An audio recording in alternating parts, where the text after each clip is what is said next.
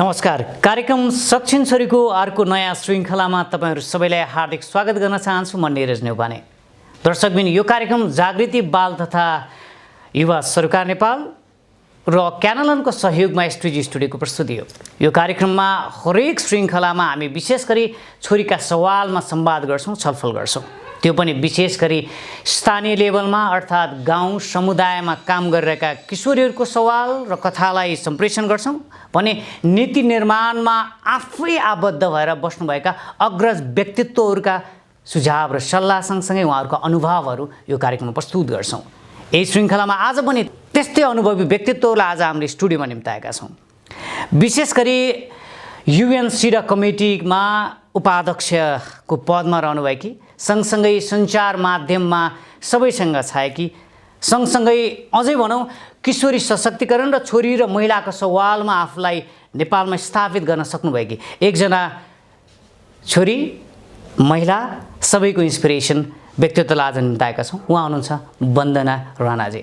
कार्यक्रममा स्वागत छ। धन्यवाद। नमस्कार। त्यसैगरी हामीसँग एकजना किशोरी, नवलपुरको देवचुली नगरपालिकामा किशोरीको अभियानमा आफूलाई प्रखर रूपमा अगाडि बढाइरहेकी किशोरी अभियन्ता, विभिन्न कार्यक्रम सँगसँगै विशेष गरी सञ्चार माध्यममा किशोरीका सवाललाई उठाउनुपर्छ र उठाइरहेकी एकजना किशोरीलाई आज हामीले स्टुडियोमा निम्ताएका छौँ। उहाँ हुनुहुन्छ सपना पौडेल। सपनाजी, तपाईँलाई कार्यक्रममा धन्यवाद।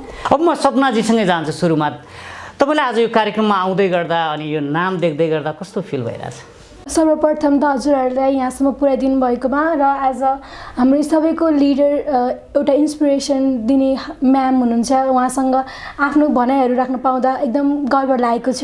सक्षम छोरी एउटा नामै काफी छ हामी सबैको लागि।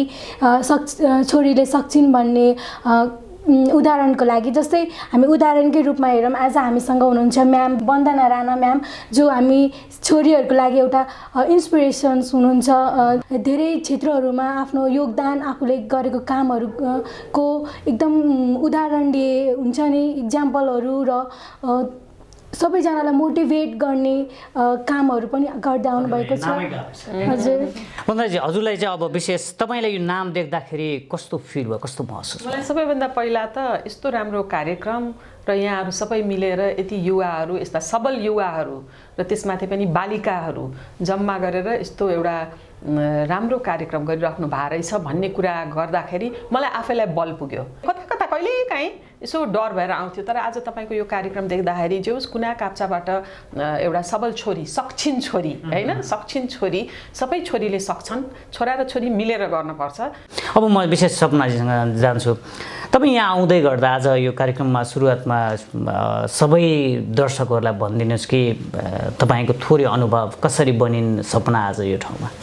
म एउटा समाजमा रहेको एउटा देवचुली नगरपालिकाको रजर जस्तो ठाउँमा बसेर सानो एउटा समाजमा रहेको किशोरी र आज चाहिँ म त्यो ठाउँबाट धेरै प्रोग्रामहरूमा हिँड्यो होइन। जस्तै म चाहिँ अहिले बालबालिका क्षेत्रहरूमा पनि हिँड्ने लगायत अहिले किशोरी सशक्तिकरण तालिमहरूमा पनि हिँड्ने गर्थेँ। र पहिला चाहिँ अब कस्तो हुन्थ्यो भने प्रोग्रामहरूमा गइन्थ्यो आइन्थ्यो होइन, त्यो कुनै आफूले लिगेको मात्र हुन्थ्यो, त्यसलाई चाहिँ आफ्नो प्र्याक्टिकल्ली चाहिँ मैले कहिले गरेको थिएन होइन। आफ्नो लाइफमा पनि त्यो मैले एप्लाई गरेको थिएन होला आफूले सिकेको कुरा। र यो कार्यक्रम जस्तो अब देवचुली नगरपालिकामा जुन हाम्रो किशोरी सशक्तिकरण तालिम चलिरहेछ लगभग 1 वर्ष अगाडिबाट, यो कार्यक्रममा हिँड्दाखेरि चाहिँ म आफूमा चाहिँ धेरै परिवर्तनै पाएको छु र एउटा सक्षम किशोरी पनि बन्न सफल भए। एकदमै पक्कै पनि सपना अरू सर म्याडम भन्दा पनि सपना जस्तै बन्नु भएको छ आज, जुन तपाईँको पुरा गर्दै आज यो ठाउँमा आउनु भएको छ। हाम्रो लागि पनि तपाईँ इन्सपिरेसन बन्दै हुनुहुन्छ, अझै बन्नु सक्नुहुन्छ। अब म विशेष गरेर वन्दनाजीसँग जान्छु। तपाईँ एउटा सञ्चार माध्यमबाट प्रवेश गर्नुभयो, सामाजिक सङ्घ संस्था, साथी संस्थाको नेतृत्व पनि गर्नुभयो लामो समय, सँगसँगै अहिले तपाईँ युएनको सिडा कमिटीको एउटा उपाध्यक्ष जस्तो गरिमामय पदमा पनि हुनुहुन्छ। थोरै यो अनुभवमा छोरीको सवाललाई कसरी हेर्नु भएको छ, यसो अनुभव हामीलाई सेयर गरिदिनुहोस्। अनुभव भन्दा मलाई सपनाजीको कुरा सुन्दा एकदम रमाइलो लाग्यो। रमाइलो यो अर्थमा पनि लाग्यो कि एउटा यङ एजमै उहाँ अहिले बाहिर आएर एउटा सोसियल वर्कमा लाग्नु भएको छ, सामाजिक कार्यमा लाग्नु भएको छ र त्यसमाथि पनि उहाँ सञ्चार माध्यमको क्षेत्रमा पनि लाग्नु भएको छ, जुन मेरो लागि एउटा प्रिय व्यवसाय हो। म त्यसै त्यही व्यवसायबाट प्रवेश गरेको हो यो क्षेत्रमा, त्यस कारण खुसी लाग्यो। तर मैले उहाँसँग उहाँको कुरा सुन्दा सुन्दै आफ्नो कुरा सम्झिन पुगेँ कि होइन। अब म पनि यङ एजै थिएँ जब मैले टेलिभिजन जोइन गरेँ होइन। यो 1986 को कुरा हो, हेर्नुहोस् है। त्यसै मैले 30 वर्षको यात्रा भनेको छैन, 33 वर्ष भएछ अहिले मैले यसो हिसाब गर्दाखेरि चाहिँ। टेलिभिजनमा अङ्ग्रेजी समाचार 10:15 मा आउँथ्यो राति है। 10:15 को बुलेटिन सिद्धेर घर पुग्दा 12 बजिसकेको हुन्थ्यो, मध्यरात अर्को दिन सुरु भइसकेको हुन्थ्यो। भर्खरै बिहा गरेको म विवाहित भइसकेको थिएँ होइन। त्यो बेलाको सामाजिक परिवेश कस्तो थियो भने बुहारी मान्छे काम गर्न घरबाट निक्लिने, घरभित्र रातिको 12 बजेपछि पस्ने होइन। भन्दाखेरि त त्यो त एउटा त्यति सकारात्मक रूपले हेरिँदैन थियो, नकारात्मक रूपले त्यो समयमा एक त बुहारी मान्छे कामै गर्न जानु हुँदैन भन्ने थियो होइन। त्यसमाथि काम गर्न जाने थियो भने रातिको काम 12 बजे फर्किने है। तर परिवर्तन सम्भव छ, परिवर्तन सम्भव छ, सङ्घर्षशील हुनुपर्छ, संयमता हुनुपर्छ भन्ने मलाई लाग्छ। सबै कुरालाई नकारात्मक रूपले हेर्न हुँदैन, आक्रामक हुन हुँदैन, तर संयमता भयो भने चाहिँ परिवर्तन आउँछ।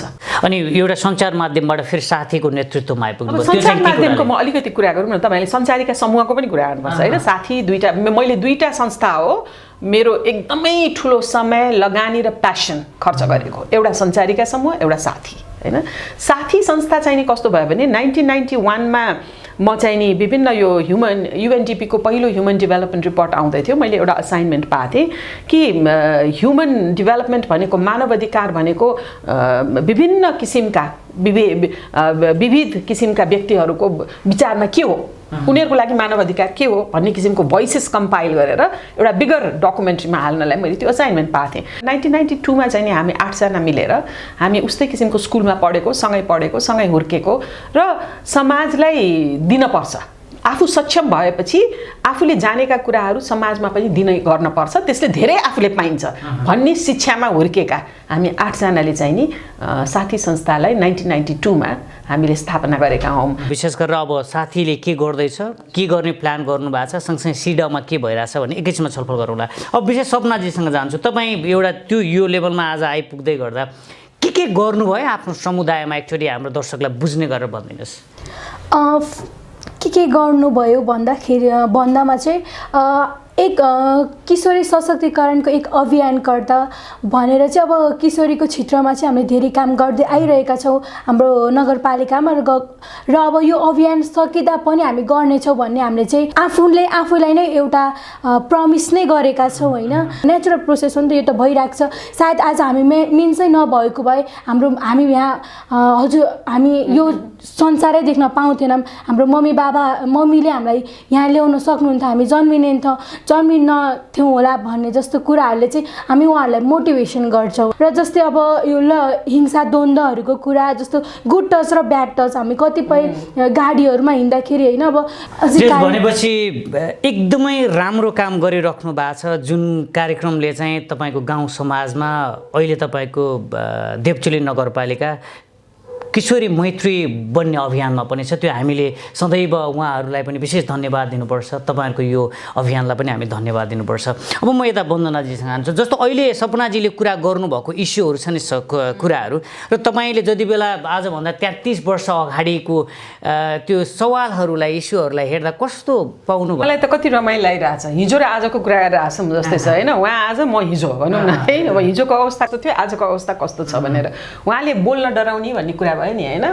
त्यो बेलामा म सम्झिन्छु बोल्न डराउनेको त कुरा के, मानसिकता नै त्यस्तो थियो कि हामी हुर्केको क्रम नै मैले देखिनुपर्छ, सुनिन हुन्न बालिका भएपछि भनेर हुर्केको। म काठमाडौँमै हुर्के तापनि त्यो किसिमको मान्यता होइन, मानसिकता। मैले म भित्रको विश्लेषण गर्ने शक्ति र क्षमता कुन बेला थाहा पाएँ भने म 24-25 वर्षको उमेरमा म 1988 मा नेदरल्यान्ड्स जाने मैले स्कलरसिप पाएँ न्युज एन्ड करेन्ट अफेयर्स प्रोडक्सनमा। र त्यहाँ चाहिँ नि 10-11 जना स्टुडेन्ट्स हुन्थ्यो। 10-11 जना स्टुडेन्ट्समा 2 जना हामी महिला थियौँ।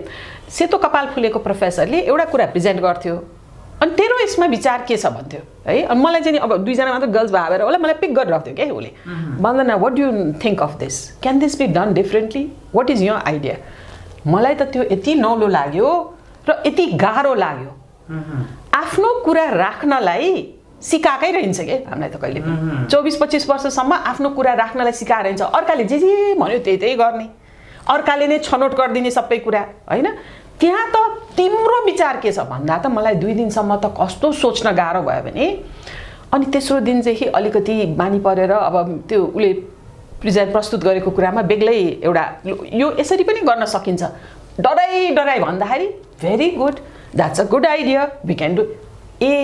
मसँग फरक मत पनि हुनसक्छ र फरक मत राख्दाखेरि मभन्दा सेतो कपाल फुलेको बुढा मान्छेले पनि सम्मान गर्न सक्छ भन्ने कुरा, मेरो मतको सम्मान हुन्छ भन्ने कुरा मैले पहिलोपल्ट सिकेँ। 25-26 वर्षको उमेरमा बल्ल म भित्रको विवेक होइन, म भित्रको क्षमताको पहिचान, मेरो आफ्नो पहिचान बल्ल भयो भने हजारौँ लाखौँ महिलाहरू त आफ्नो पहिचानै नभइकन आफ्नो क्षमता नै नचिनिकन चाहिँ नि मरेर जान्छन्। राष्ट्रको लागि पनि ह्रास हो, महिलालाई त धेरै नै ह्रास हो। अर्को सबैभन्दा ठुलो परिवर्तन मैले सोचेकै थिइनँ कि मेरै जीवनकालमा राष्ट्रको राष्ट्र अध्यक्षको रूपमा महिला हुन्छ भनेर। हामी कहाँ त म त हिस्टोरिकल रूपमा अन्तर्राष्ट्रिय रूपमा सेयर गर्ने गर्थेँ त्यो बेलामा गौरवका साथ 3 जना महिला, 4वटा कार्यकारी पदमा 3 जना महिला थियो होइन।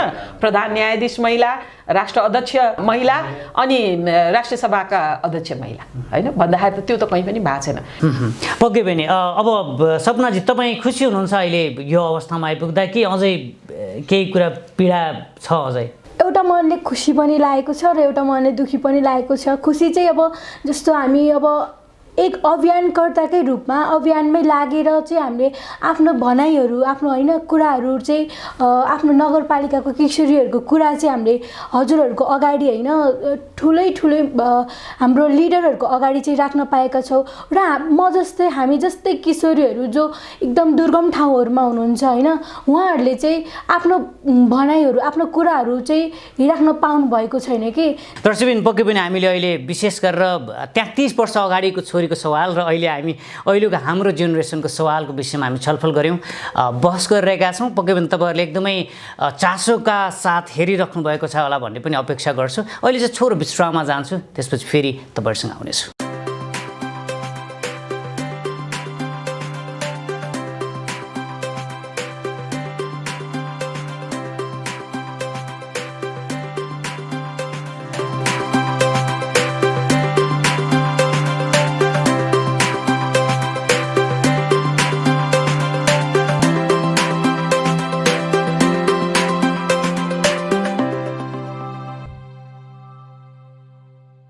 नमस्कार, फेरि पनि स्वागत गर्न चाहन्छु कार्यक्रम सक्षम छोरीमा।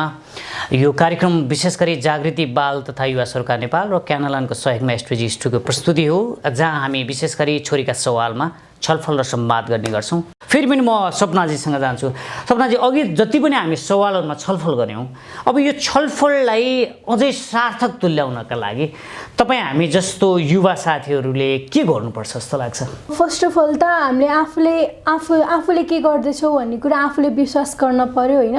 र सबै जति पनि कुराहरू हुन्छ नि, जति पनि आफूले गर्ने कार्यहरूमा आइपर्ने कुराहरूलाई चाहिँ हामीले पोजिटिभली लिन पर्यो। सँगसँगै जस्तै विशेष किशोरीहरू बिचमा पनि कहिलेकाहीँ चाहिँ तपाईँ जस्तो अलिकति एक्टिभ गर्ल्स देखिसकेपछि यसले चाहिँ यस्तो गर्यो होइन, यसले चाहिँ समाजको विरुद्धमा यस्तो गरिरहेछ, यसले नकारात्मक काम गरिरहेछ भन्ने किशोरी बिचको पनि एकता चाहिन्छ कि के छ? यसले यस्तो गर्यो त्यो हुन्छ नि, कतिपय अब सबै मान्छे एउटै हुन्छ भन्ने पनि छैन होइन। अब हाम्रो समाज कस्तो छ भने कोही मान्छे धेरै अगाडि गयो भने खुट्टा तान्ने समाज पनि हाम्रो छ होइन। अब जस्तो अब उहाँहरूलाई पनि अब उहाँहरूले चाहिँ के बुझ्न पर्यो भने अब जस्तो राम्रो काम गर्दैछ भने उहाँहरूलाई सपोर्ट गर्न पर्यो कि न कि उहाँहरूलाई यस्तो गर्यो उस्तो गर्यो भनेर जुन हुन्छ नि नराम्रो कुरा चाहिँ नगरिदिनु। पक्कै पनि त्यो जेनेरेसन र अहिलेको जेनेरेसनसँग केही कुरा विचारमा सोचमा फरक रहनु सान्दर्भिकता पनि हुनसक्छ र कतिपय कुराहरू उहाँहरूले गर्नुभएको पूर्ण रूपमा गलत पनि नहुन सक्छ, किनभने अहिले हामी त्यही उसमा आवश्यकता त्यस्तै किसिमका हामीलाई देखावटीपनले पनि हामी कहिलेकाहीँ युवा आफैमा पनि हाम्रो जस्तो जेनेरेसनमा त्यो उच्छृङ्खलता पनि आएको हो कि भन्ने समाजमा डर त्रास पनि छ। अब म विशेष वन्दनाजीसँग जान्छु। कसरी ब्यालेन्स गर्ने होला यो जेनेरेसनलाई जुन हामीले देखेका छौँ नि यो 33 वर्ष अगाडिको तपाईँ हाम्रोले देखेको जेनेरेसन र अहिलेको जेनेरेसन सपनाजीले अघि भन्नुभयो नि 2-3टा कुरा गर्नुभएको थियो क्या उहाँले। एउटा आफूमा विश्वास हुन पर्यो भन्ने कुरा भन्नुभएको थियो होइन। सो आत्मविश्वास भन्ने कुरा सबैभन्दा ठुलो कुरा हो होइन। विश्वास के अर्थमा गरिरहेछ भने हामीले चाहिँ कतिपय कुराहरू अन्धोधुन्धो रूपमा अनुसरण गर्दै गरिरहेछौँ। हामी कुरीतिहरू, संस्कारहरू, कुसंस्कारहरू भनौँ न होइन, ती कुराहरूलाई किनभने हाम्रो आमाबाबुले के भन्छन्, आमाले मैले पनि गर्दै आएको हो बा तिमीले पनि गर्नै पर्छ भन्छौँ, हामी प्रश्न नगरेर अनुसरण गर्दै लग्छौँ। तर त्यो प्रश्न गर्ने एउटा जमात हुन पर्यो एउटा। तर त्यो प्रश्न गर्दाखेरि यस्तो नहुन पर्यो कि नकारात्मक, उहाँले सकारात्मक पनि कुरा गर्नुभएको छ, सकारात्मक हुनुपर्छ, पोजिटिभ भन्नुभएको थियो होइन, सकारात्मक हुनुपर्छ। र हामीले आक्रामक रूपमा नै म त गर्दिनँ, मेरो आमा जसले चाहिँ नि वर्षौँदेखि त्यो गरेर आएको छ र उसमा भित्र ठुलो विश्वास छ कि यो गरेन भने एकदमै नराम्रो हुन्छ भन्ने लाग्छ भने उसलाई म गर्दिनँ, म अहिलेको पिँढी मेरो कोही पनि साथीले गर्दैन भन्यो भने त एउटा घरमा अशान्ति मचिन्छ नि त। त्यो कुरालाई तपाईँले लजिकली कसरी बुझाउने त? माया त सबैलाई छ नि त, छोरीको माया छैन र बाउलाई पनि छ, आमालाई पनि छ होइन। तर त्यो मायाको आधारमा लजिकली हामी अहिले शिक्षित भएको हिसाबमा जस्तो यो कुरालाई अब हामीले कसरी बुझाउने युवा जमातलाई अथवा यो टिमलाई कसरी हामीले मैले त्यही भने हामीलाई चाहिन्छ अभियानकर्ताहरू। कतिपय बालिकाहरू रजस्वला भएको बेलामा स्कुल जाँदैनन् किनभने प्यान्टमा स्कर्टमा लाग्ला र केटाहरूले झिस्काउँछन्। हो, त्यो केटाहरू कसको बच्चा त? त्यही आमाको छोरा होइन त? त्यो आमाले खालि बालिकालाई मात्र यस्तो हुन्छ र उस्तो हुन्छ भनेर सिकाउने होइन कि ती बालकहरूलाई पनि के हो त रजस्वला भने? Why it is a matter of pride. मैले त पितृसत्तात्मक हाम्रो कस्तो सोच छ भने महिलालाई रजस्वला हुने भयो त्यसैले छुनउन्न हेर्नउन्न भन्यो, के गरी पुरुष रजस्वला हुने भइदियो बे यो त साइतको कुरा हो, रजस्वला भएको पुरुषलाई हेरेर ढोगेर गयो भने साइत हुन्छ भन्थ्यो होला के पितृसत्तात्मक सोचको कुरामा होइन। सो यो सबै सोचैको त कुरा हो।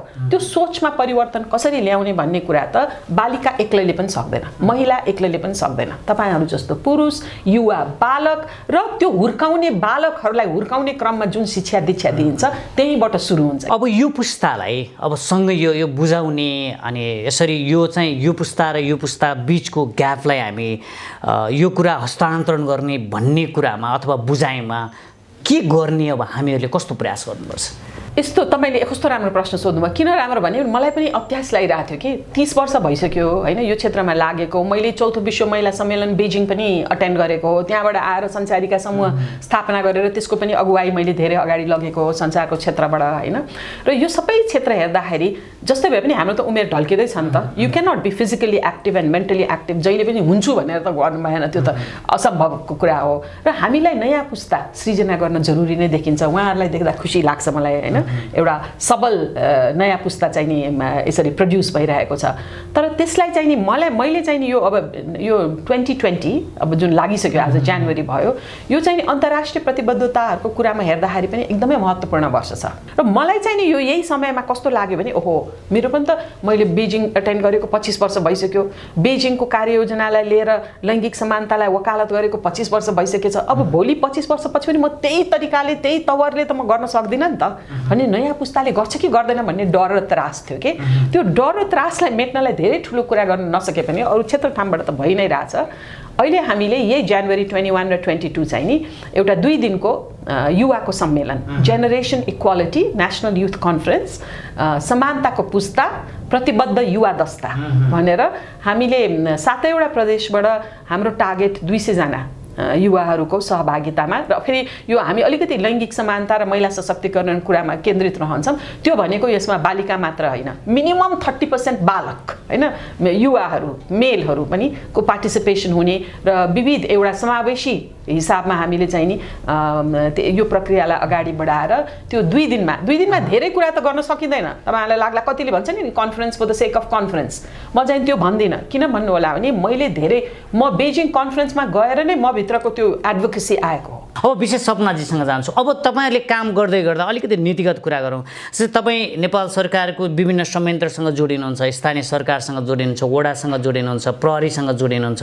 यो सबैसँग जोडिँदै गर्दा तपाईँहरूसँग काम गर्ने प्रक्रियामा कतिको सहज छ अथवा यो कुरा चाहिँ अझै पुगेको छैन भन्ने केही लागेको छ तपाईँलाई? वडाबाट र स्थानीय त नगरपालिकाबाट चाहिँ एकदम फुल्ली सपोर्ट छ हाम्रो दिपचुली नगरपालिकामा चाहिँ। जस्ट हामीले चाहिँ अब कुनै पनि प्रोग्राम प्रोग्राम गर्न लायौँ भने चाहिँ हामीले चाहिँ सुरुमा हामीले प्रोग्राम के हो प्रोग्रामको बारेमा चाहिँ हामीले उहाँहरूलाई गएर होइन इन्फर्म गर्छौँ र प्रोग्राम कुनै पनि प्रोग्राममा अब आफूले कुनै पनि प्रोग्राम गर्नको लागि हामीलाई त फाइनेन्सियली सपोर्ट त चाहियो नि त कुनै पनि प्रोग्राममा गएर यत्तिकै भाषण मात्र दिएर त भएन होइन अब कति ठाउँबाट बोलाउनु पर्छ होइन अब जस्ट ट्राभलिङ कस्टहरू होइन खाजा खुवाउनु पर्यो त्यसको लागि पनि भनेर चाहिँ हामीले प्रपोजलहरू होइन प्रोग्रामको सेड्युल अनुसारको प्रपोजलहरू रेडी गरेर हामीले नगरपालिकामा गएर बुझाउँछौँ नगरपालिकाले पनि सपोर्ट गर्नुहुन्छ वडाले पनि सपोर्ट गर्नुहुन्छ र हामीलाई उहाँहरूले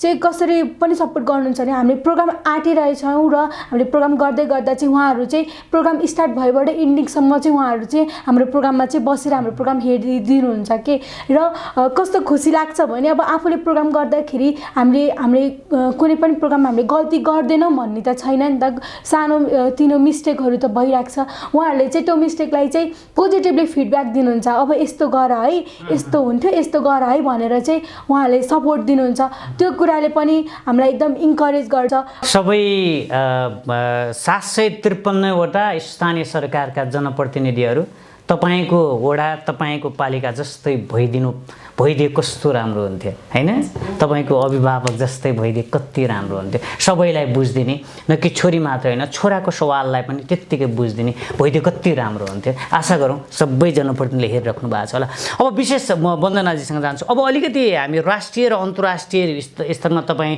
एजियनदेखि लिएर अफ्रिकन कन्ट्री सबै ठाउँमा घुमिसक्नु भएको छ विशेष छोरीका सवालमा आफ्ना आवाजहरू विचारहरू राख्दै हिँड्नु भएको छ कस्तो भिन्नता देख्नु भएको छ कार्यगत कुरा गऱ्यौँ अब अलिकति नीतिगत कुरामा कस्तो भिन्नता देख्नु भएको छ अन्य देश र हाम्रो नेपालको नीतिगत कुरामा कति धेरै ग्याप देख्नु भएको छ अथवा ग्याप कहाँ देख्नु भएको छ म अहिले सिडोको भाइस चेयर छु होइन अब सिडो भने के पनि अलिकति भन्न पर्ला होइन महिलामाथि हुने सबै किसिमको भेदभाव अन्त हुने यो महासन्धि हो होइन यो महासन्धि भएर यसको 189 राष्ट्रहरूले यसलाई अनुमोदन गरेको छ नेपालले पनि यसको अनुमोदन 1991मा नै गरेको हो र त्यो हिसाबले यो अरू कार्ययोजनाहरूभन्दा जस्तो संयुक्त राष्ट्र सङ्घमा 9वटा ट्रिटी बडी छन् महासन्धिहरू छन् त्यसमध्ये यो एउटा हो र महिलाको क्षेत्रमा विभेद हुने कुराहरू सबै यसले पूर्ण रूपमा यो डकुमेन्ट हो बिल अफ राइट्स भनिन्छ यसलाई वुमेन्स बिल अफ राइट्स र यसमा चाहिँ नि के फरक छ भन्नु होला भने राष्ट्रले यसको धारा अनुरूपको काम गरेको कि नगरेको भनेर हरेक 4 वर्षमा प्रतिवेदन बुझाउन पर्ने हुन्छ सिडो समितिलाई र त्यो प्रतिवेदनको आधारमा फेस टु फेस डायलग पनि हुन्छ त्यो राष्ट्रसँग फेस टु फेस डायलग हुन्छ हरेक 4 वर्षमा र त्यसको आधारमा राष्ट्रले प्रश्न गर्छ कतिपय कुरामा र त्यो डायलग पछि सिडो कमिटीले सुझाव दिन्छ त्यो राष्ट्रलाई र अर्को 4 वर्षसम्ममा त्यो सुझावहरू कार्यान्वयन भइसकेको हुनुपर्छ र मैले अहिलेसम्म मेरो 3 वर्ष भयो 3 वर्षसम्ममा मैले 70वटा राष्ट्रहरू हेरिसकेँ होला समीक्षा गरेँ र गर्व चाहिँ नि के लाग्छ भने 70 राष्ट्र हेर्दाखेरि विकसित राष्ट्र पनि हेरियो विकासोन्मुख राष्ट्र पनि हेरियो होइन र प्रगतिशील राष्ट्रहरू पनि हेरियो तर अधिकांश राष्ट्रहरू जो एसियाको र अफ्रिकाको राष्ट्रहरूभन्दा नेपाल अग्रपङ्क्तिमै पर्छ धेरै कुराहरू मलाई यस्तो अचम्म लाग्यो म अधिकार कर्मीको नाताले त्यहाँ गएको अहिले चाहिँ मलाई के लाग्छ ओहो गजब रहेछ यो पनि हाम्रो भइसक्यो यो पनि नेपालमा त भइसक्यो यो कानुन त बनिसक्यो हामी कहाँ त यस्तो छैन हामी कहाँ त यो उसमा मजाले बोल्न सकिन्छ यहाँ त बोल्न पनि पाइँदैन रहेछ भन्ने कुराहरू चाहिँ धेरै अफ्रिकन मुस्लिम कन्ट्रिजहरूमा त्यस्तो देखिन्छ जुन हामी कहाँ छैन